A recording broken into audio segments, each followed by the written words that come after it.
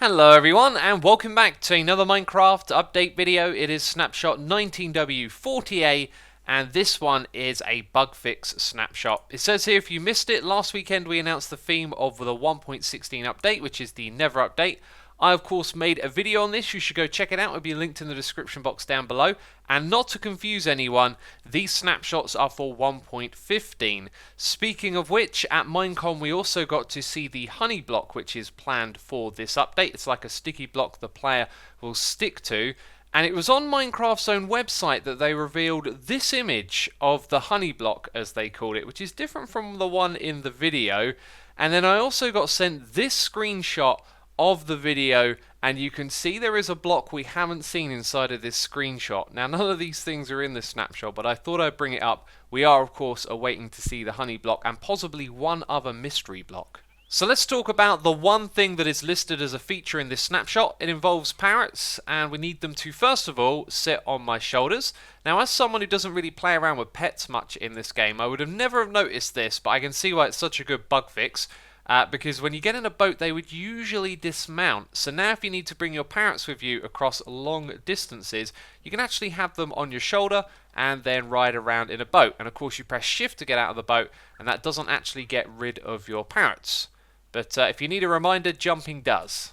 So next up, bugs related to bees, specifically nests and hives and how they interact with TNT and fire. There's just been some things here that are simply overlooked. So we've got some bees nests right here that actually have bees inside of them. As you can see, I picked this up with MBT data.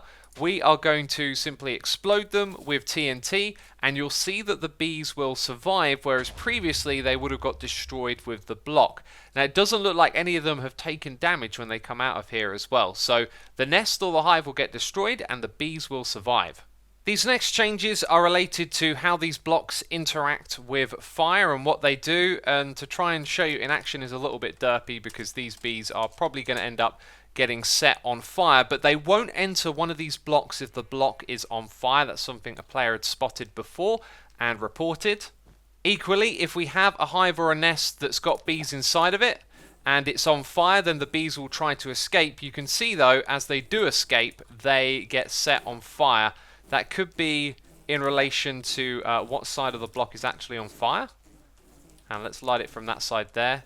Did any escape from that one? Let's just do this one more time. Okay, that side they got out. Well, two of them got out without being set on fire.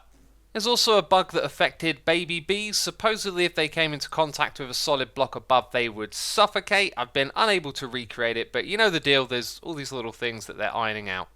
While we're on the topic of bees, I thought I'd mention, I've seen in several Mojang posts on their website that they refer to this update as the Bees Holiday Update.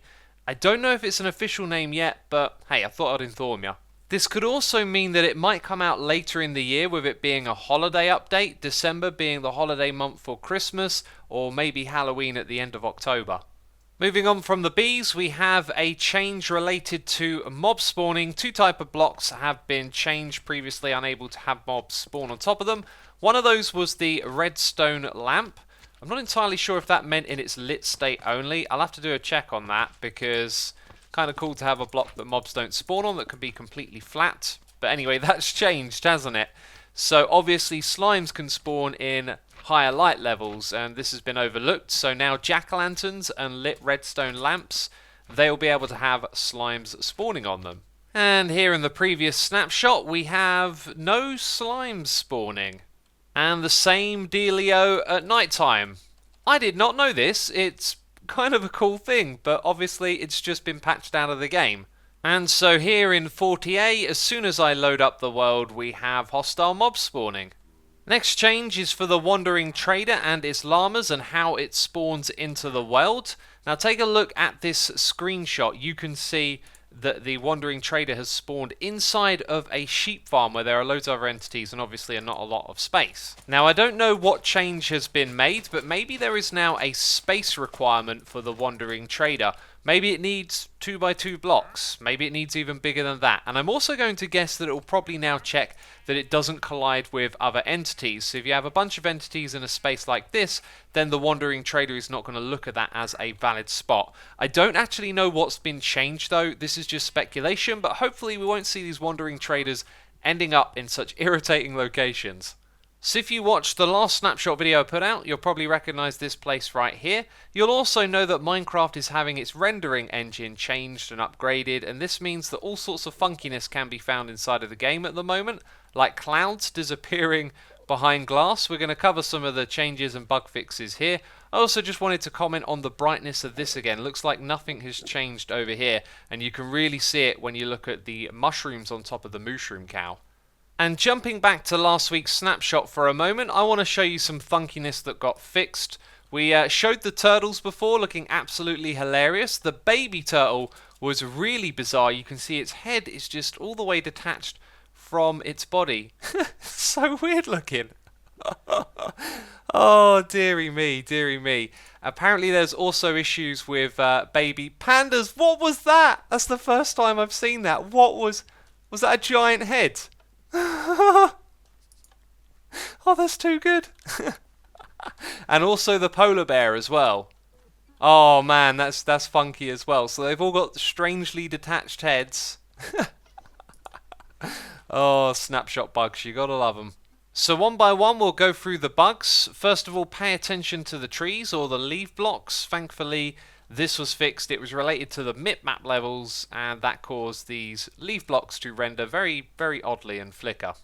There's also an issue with animations displaying way too fast. I mean, look at this portal. It's almost hypnotic, right? This affected block textures as well. So over here we have 3 animated block textures. And if we look at the prismarine in the middle for a moment, you can really see it change colour, which is something it does slowly over time. And if you didn't know that, well, you've just learned prismarine changes colour over time. There were also some issues related to the glowing effect. You can see here it doesn't respect the transparency of the stick and puts it around the entire square of the texture. Also, mobs for some reason would highlight the blocks below them, which actually almost like a cool feature, something you could maybe take advantage of in a mini game. And look at this, crazy bright neon colours that glow in the dark. Almost a cool feature because it makes them very, very readable, but this is not intended behaviour, thus has been listed as a bug.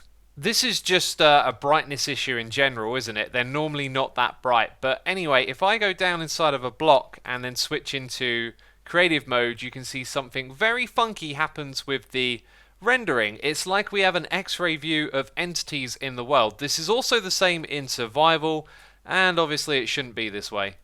Okay, these next ones are just bizarre. If you go into a void world and, place down certain types of blocks, parts of them become transparent, which is so strange. Really, really odd. Yeah, look at that. Oh, I typed. Oh, the typing made all of the blocks fixed. And now, okay. Snapshot bugs, am I right? So these bugs that I showed should all now be fixed in this snapshot with this 40a, and if you're playing on the snapshots, be sure to report any bugs you find to Mojang because they're changing the rendering issue and there are going to be tons and tons of issues like this for them to polish out.